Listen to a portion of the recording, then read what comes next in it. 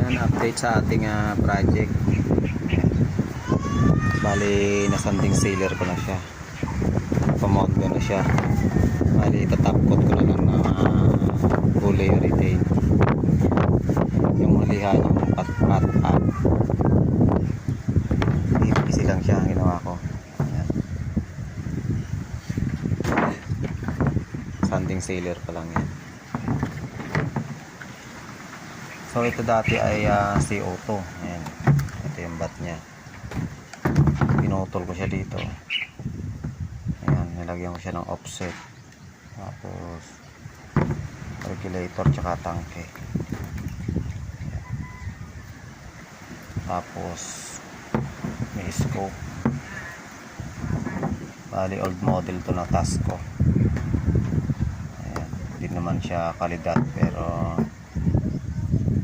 try lang natin kung makakatama din.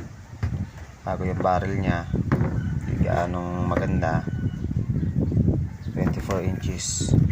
Ayan, sleeve barrel na may sleeve siya. Bali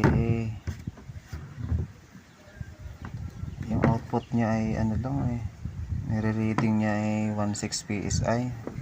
Ito na, ubos na nga dati ito kinarga namin ng 2K. Ubos siya dito. Pero yung nire-reading nya dito hanggang 1.6 lang, ganyan konti lang nabawas yung 1.5 yan 1.8 naman yung nakalagay ng output ng regulator. Pero ang nire-reading nya ayan 1.6 ay 1.8. Pero yung nire-reading nya 1.6 PSI. Ayan, sa mga armscore users. Ayan. Ito baka may makakano yun ng EMEA. Mahaba kasi pagka straight bat ang gagawin. Pwede nyo siya gawing pop. Ayan, ito lang ginawa ko. Ayan, harap. Bali bubutasan nyo to ang kanya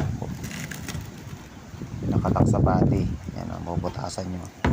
Tapos dito naglagay din ako ng isang tornilyo, tapos binutasan ko din para mag-fit siya. Yan siya. Yan.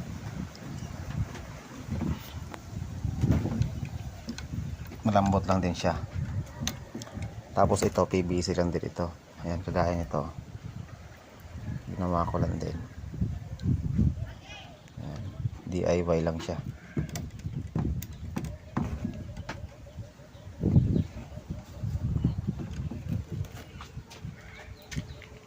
Ayan, abangan nyo pagka na-zero ko na, i-groupings ko siya mamaya pagka natapos ko ng top coat.